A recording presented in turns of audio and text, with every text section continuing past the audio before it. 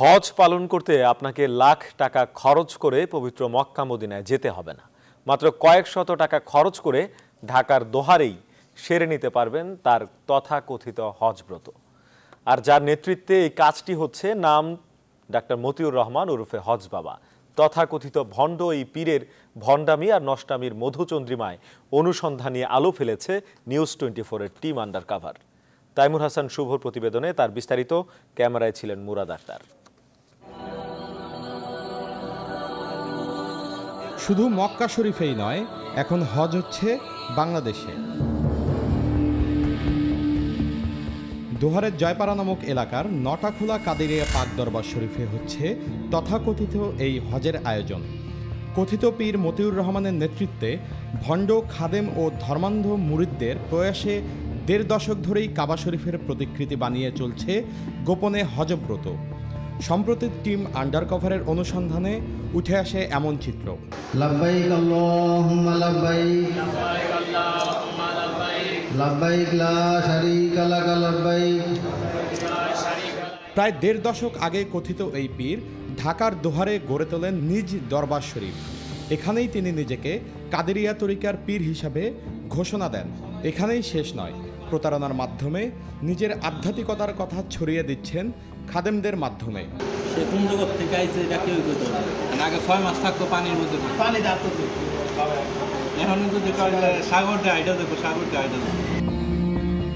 এখানে শুধু তথাকথিত শরিয়া পরিপন্থী হজই পালন করা হয় না, কথিত পীর মতিউর রহমান নিজেকে সিজদাও করান, যার প্রমাণ এই ছবিগুলো।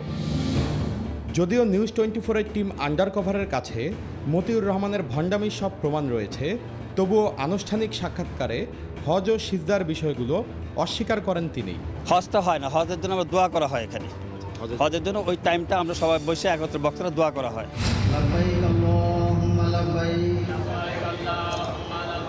সেজদার বিষয়টা কেন হয়? সেজদা নিয়ে মানে সেজদা দিয়ে বায়াত নিতে হয় না, এটা মিথ্যা কথা। সেজদা নিয়ে বায়াত কে বলছে এটা? মতিউর রহমানের এ ধরনের কর্মকাণ্ডকে কুফরির সাথে তুলনা করলেন এই ইসলামী চিন্তাবিদ। তার মতে ধর্মকে পুঁজি করে এটা প্রতারণা ছাড়া আর কিছুই নয়। তার এটা তো হজ তো হবেই না, বরং তার এই ধরনের আকীদা কেউ যদি পোষণ করে, বিশ্বাস পোষণ করে, তাইলে এটা কুফরি হয়ে যাওয়ার খুবই সম্ভাবনা এবং কুফরি হয়ে যাবে এটা নিঃসন্দেহে। অবশ্যই সে একটা প্রতারক ছাড়া আর কিছুই না। সে তাইমুর হাসান শুভ, নিউজ 24, ঢাকা। হজ বাবা নামের ভণ্ড পীরের কাহিনী নিয়ে নিউজ 24-এর অনুসন্ধানী প্রতিবেদন টিম আন্ডারকভার প্রচারের পরপরই দোহারের ওই আস্তানায় অভিযান চালায় পুলিশ। এলাকাবাসী সহ বিভিন্ন মানুষ এ সময় সেখানে উপস্থিত ছিলেন। আস্তানা ভাঙচুর সহ পুরো আস্তানা তল্লাশি চালানোর পর পুলিশ তা সিলগালা করে দেয়। এ সময় স্থানীয় জনগণ স্লোগান দিয়ে ভণ্ড পীরের শাস্তির দাবি জানায়।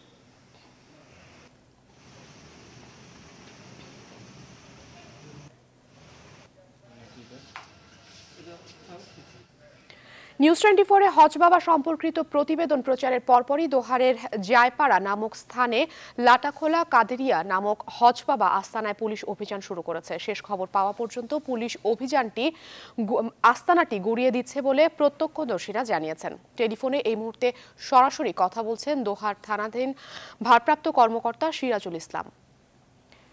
সিরাজুল, আমরা একটু জানতে চাচ্ছিলাম যে এই অভিযানের সর্বশেষ অবস্থা কি, আস্তানায় কি কি পেয়েছেন আপনারা?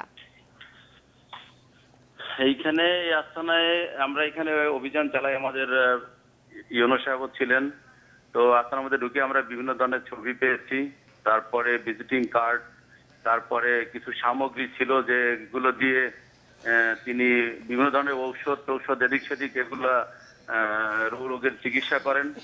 তারপরে সাদা কিছু কাপড় চোপড় আমরা পেয়েছি, তারপরে অন্য যেসব সামগ্রী ছিল সবগুলোই আমরা জব্দ করেছি। জব্দ করার পরে আমরা ওখানে সিলগালা করে দিয়েছি।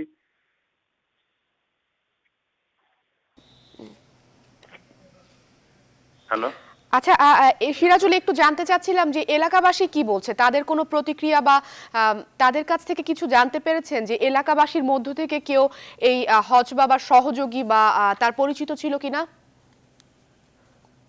না না না, এলাকাবাসী এটাকে কখনো সাপোর্ট করে নাই। এরা আসছে এই ঘটনাটা দেখার পরে, যে আপনাদের চ্যানেল 24 প্রচার প্লাস পত্রিকায় খবরে পরে এখানে আসছে, আসার পরে তাদের কথা হয়েছে এবং আমরা যে আইনগত ভাবে যা যা করার সবকিছুই আমরা করবো এই মর্মে তাদের সাথে কথা বললে তারা প্রশাসনকে শ্রদ্ধা জানিয়ে তারা বলছে ঠিক আছে, আমরা আপনাদের আইনকে শ্রদ্ধা করি, প্রশাসনকে শ্রদ্ধা করি, তো আপনারা আইনগতভাবে সব ধরনের সবকিছু করেন, আর এই ধরনের পীর বা ভণ্ড পীরের কোনো ধরনের কোনো অস্তিত্ব এখানে না থাকে।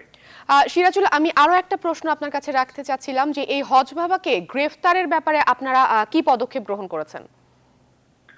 আমরা তাৎক্ষণিকভাবে এখানে অভিযান চালাই এই তাকে গ্রেপ্তার বা তার যদি কোনো সহযোগিতা গ্রেপ্তারের জন্য, কাউকে কিন্তু এখানে আমরা পাইনি। তবে আমরা তাদের সম্পর্কে তথ্য কালেকশন করতেছি এবং তাদের নাম ঠিকানা সবকিছু যাচাই করে আইনগত ব্যবস্থা নেওয়ার প্রক্রিয়াধীন আছে।